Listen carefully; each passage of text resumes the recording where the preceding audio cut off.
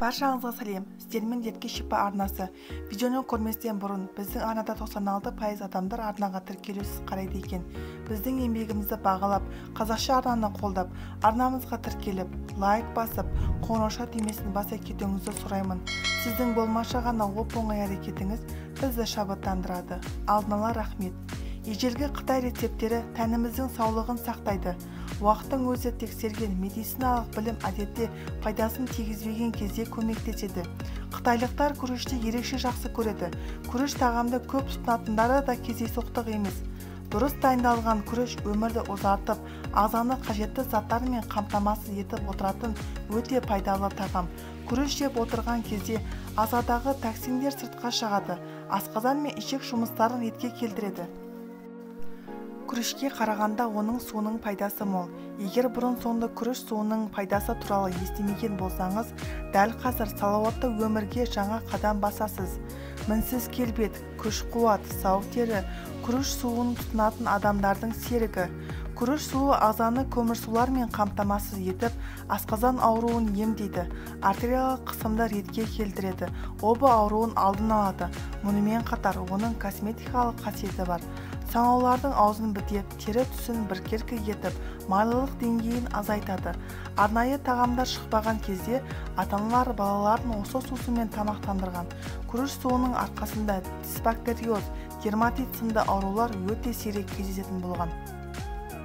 Жапондық әйелдер күріштің косметикалық басымдылығын ғасырлар бойы қолданып келеді. Күріш коллаген өндіруге бағытталған линол қышқылының қайнар көзі. Ол теріде әжем түсуін баяулатып, күннің кері әсерінен қорғайды. Сонымен қатар күріш Е дәрумені мен гамма арзиналға да бай. Соның себебіне жүректі қорғайды және қандағы холестерин мөлшерін төмендетеді. Күріштің жасаруға көмегі зор. Бүгінгі материалда бет терісінің түсін жақсартып, әжемдерді тегістейтін күріште жасалатын маска дайындаудың бірнеше жолдарын көрсететін боламыз. Ол өте қарапайым әдіспен дайындалады. Аз мөлшердегі күрішті суға салып, қайнатыңыз. Бір стақан суға бір ас қасық күріш жеткілікті болады. Қайнатпа түсінің бұлдырауына мүмкіндік беріңіз. Онымен күніне 2 рет бетіңізді жуыңыз. Бір аптаның ішінде оң нәтижесін байқала бастайды. Күнделікті азық-түлігімізге қолданатын күрішті кофе ұнтағыштан өткізіп, немесе дайын күріш ұнын сатып алыңыз. 2 ас қасық күріш ұнын, 3 ас қасық сүтті құйып араластырыңыз. Егер балға аллергияңыз болмаса, осы қоспаның үстіне 1 шай қасық бал қосыңыз.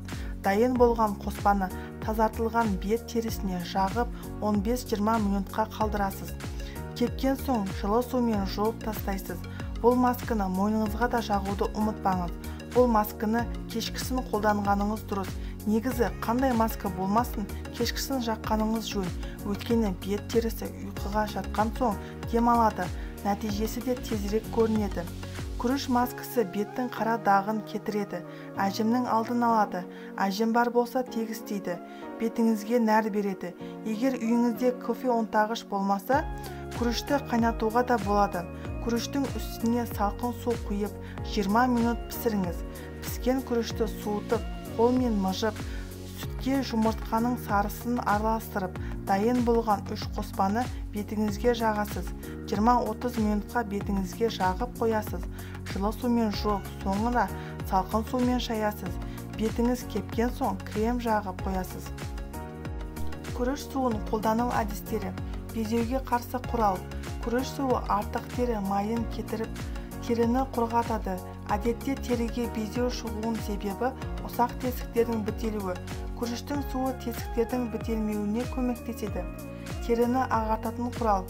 Күріш тұнбасы теріні реңкін ағартатын қасиетке ие. Пигменттік дақтардың алдын алатын құрал.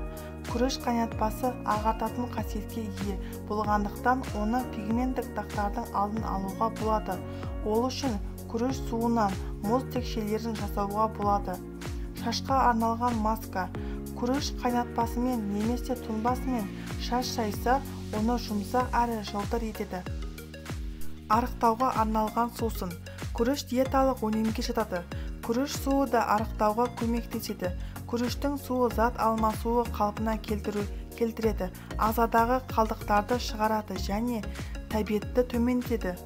Күріш суын дайындау. Күріш суын косметикалық мақсатта қолдану үшін жуынған күрішке су құйып 15-20 минутқа қалдыру керек.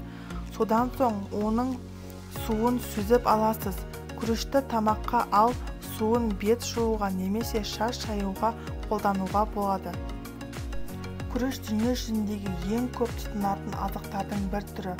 California Red Commission деректері бойынша дүние жүзінде 40 мыңнан астам түрі бар көрінеді. Жүйелі қоректердің ажырамас бөлігіне айналған күріш құрамында зиянды май, холестерин секілді зиянды ештеңе болмауы арқылы денсаулыққа өте пайдалы азық түрі. Видео ұнаған болса, арнамызға тіркеліп, лайк басып, қоңырауша түймесін баса кетіңіз. Сіз де үй жағдайында қандай маскалар жасайсыз? Комментарияға жаза кетіңіз. Келесі видеоларында көріскенше ауырмаңыздар.